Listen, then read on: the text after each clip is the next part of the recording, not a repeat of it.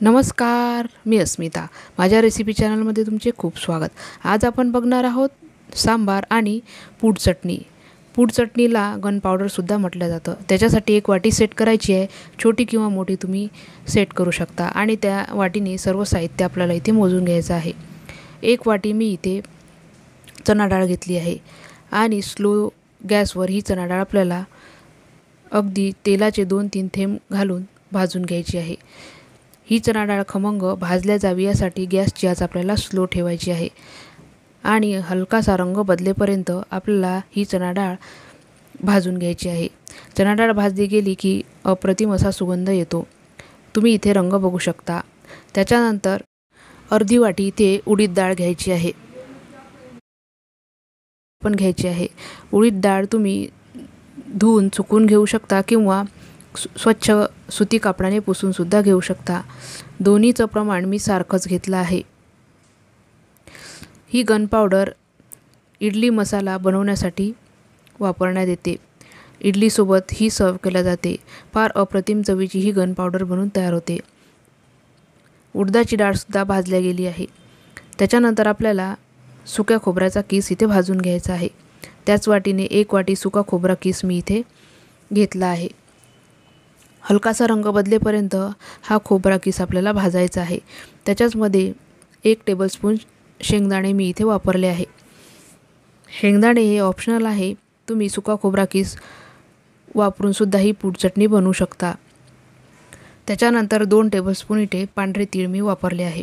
सर्व साहित्य आपल्याला हलकासा रंग बदलेपर्यंत भाजायचे आहे. सुकं खोबरं भाजत आलं की तीळसुद्धा भाजले जातात. चटचट असा आवाज येऊ लागतो आणि हे सर्व साहित्य भाजल्या गेल्यावर आपल्याला काढून घ्यायचं आहे.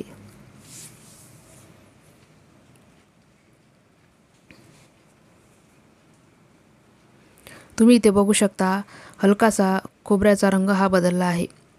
तिळाचा सुद्धा चटचट असा आवाज येतो आहे.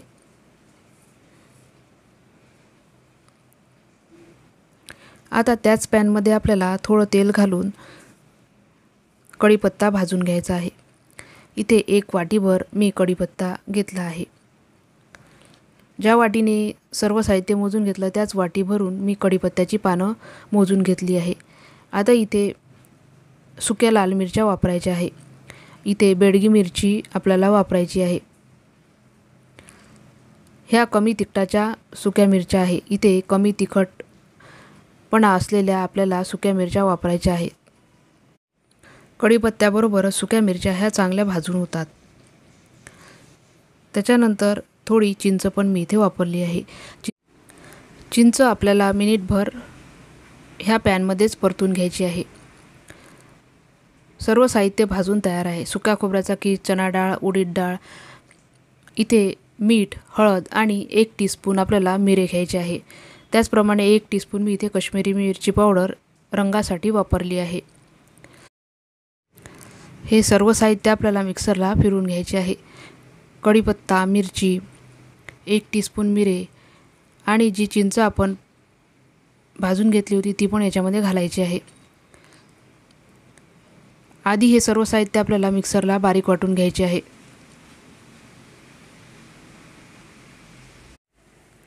आता ह्याच मिक्सरच्या पॉटमध्ये बाकीचं उरलेलं सर्व साहित्य घालून आपल्याला गन पावडर बनवून घ्यायची आहे. मिक्सरला हे सर्व साहित्य बारीक असं आपल्याला दळून घ्यायचं आहे. म्हणजे आपली गन पावडर ही तयार होते. इडलीबरोबर, डोशाबरोबर खाण्यासाठी ही पावडर अप्रतिम लागते.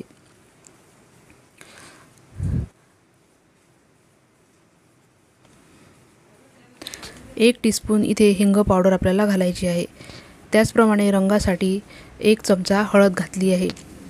त्याच्यानंतर 2 टीस्पून इथे काश्मीरी मिरची पावडर वापरली आहे आणि चवीप्रमाणे मीठ घालायचं आहे. सर्व साहित्य मिक्सरला बारीक वाटून घ्यायचे आहे.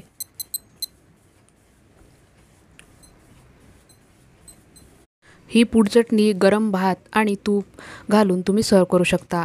इडली डोशाबरोबर सुद्धा खाऊ शकता. आज झटपट कुकरमध्ये सांबार बनवायचा आहे. त्याच्यामुळे 1 वाटी तूर डाळ आणि 1 वाटी मसूर डाळ अशी मी तासभर भिजवून घेतली. 250 mlच्या कपनी 1 कप ही संपूर्ण डाळ मी भिजवून घेतली आहे। कुकरमध्ये 1 टेबलस्पून तेल घालायचे आहे। तेल गरम झाल्यावर 1 टीस्पून मोहरी घालायची आहे। मोहरी चांगली तळतळू द्यायची आहे। 1 हिरवी मिरची आणि 1 लाल मिरची तुकडे करून आपल्याला फोडणीमध्ये घालायचा आहे। आता एक मोठ्या आकाराचा कांदा आपल्याला उभा कट करून घ्यायचा आहे आणि तो पण ह्या फोडणीबरोबर परतायचा आहे। मिनिटभर कांदा परतून झाल्यानंतर आपल्याला आवडीप्रमाणे आपल्याला इथे भाज्या घालायच्या आहेत। इथे शेवग्याच्या शेंगा मी वापरल्या आहे।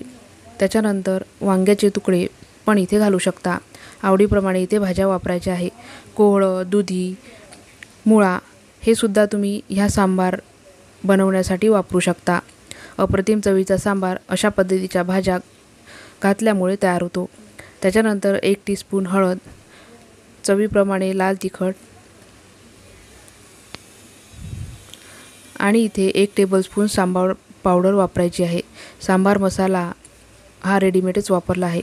त्याच्यानंतर 1 टोमॅटोचे तुकडे आपल्याला इथे घालायचे आहे। इथे तुम्ही आवडीप्रमाणे भाज्यांचं प्रमाण कमी जास्त करू शकता।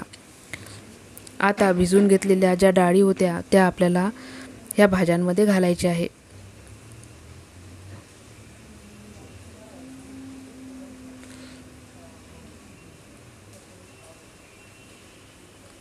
त्याच्यानंतर आपल्याला डाळ शिजवण्यासाठी गरम पाणीच वापरायचं आहे।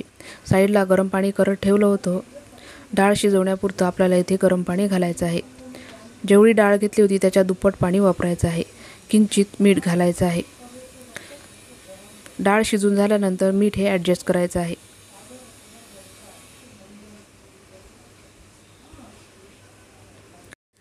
आता कुकरला आपल्याला 1 शिट्टी मोठ्या आचेवर आणि 2 स्लो आचेवर शिट्ट्या करून घ्यायच्या आहेत, म्हणजे सॉफ्ट अशी डाळ ही शिजून तयार होते।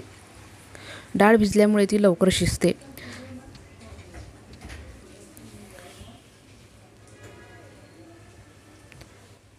झाकण लावून आपल्याला 3 शिट्ट्या ह्या करून घ्यायच्या आहेत। संपूर्ण कुकरची वाफ थंड झाल्यानंतरच आपल्याला झाकण कुकरचं उघडायचं आहे। डाळ ही सॉफ्ट अशी शिजून तयार आहे। थोडं गरम पाणी घालून याची कन्सिस्टन्सी ही ॲडजस्ट करायची आहे। जितका तुम्हाला पातळ सांबार हवा आहे त्या पद्धतीने ते पाणी घालायचं आहे। 2 टेबलस्पून मी चिंचेचा कोळ घालून घेतला। 1 टेबलस्पून इथे गूळ घालायचा आहे। गूळ आणि चिंच ही आवडीप्रमाणे घालू शकता। सांबार हा उकळून घ्यायचा आहे आणि इथे गरम पाणी सांबार घालण्यासाठी वापरायचं आहे। आता सांबाराची थोडी टेस्ट करू तिथे मीठ घालायचं आहे। चवीप्रमाणे मीठ इथे ॲडजस्ट करायचं आहे।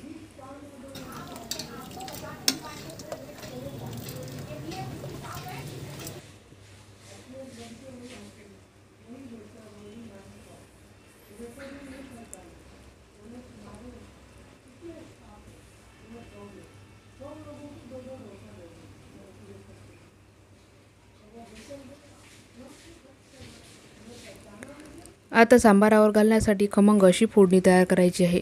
1 टेबलस्पून तेल मी गरम करून घेतलं। त्याच्यानंतर मोहरी, मेथी आणि जिरं घालून फोडणी करायची आहे। मोहरी चांगली फुटली पाहिजे आणि त्याच्यानंतर कढीपत्ता पण घालून घेतला। अर्धा टीस्पून हिंग घालायचा आहे। हिंगाची फार जबरदस्त चव ह्या सांबाराला येते। त्यानंतर 1 सुकी लाल मिरची पण मी ह्या खमंग फोडणीमध्ये घालून घेतली। ही फोडणी सांबारावर घालायची आहे। जबरदस्त टेस्ट ह्या फोडणीमुळे ह्या सांबाराला येते। आता झाकण ठेवून थोडा वेळ सांबार शिजवून घ्यायचा आहे। हा सांबार इडली बरोबर, डोश्याबरोबर सर्व करू शकता।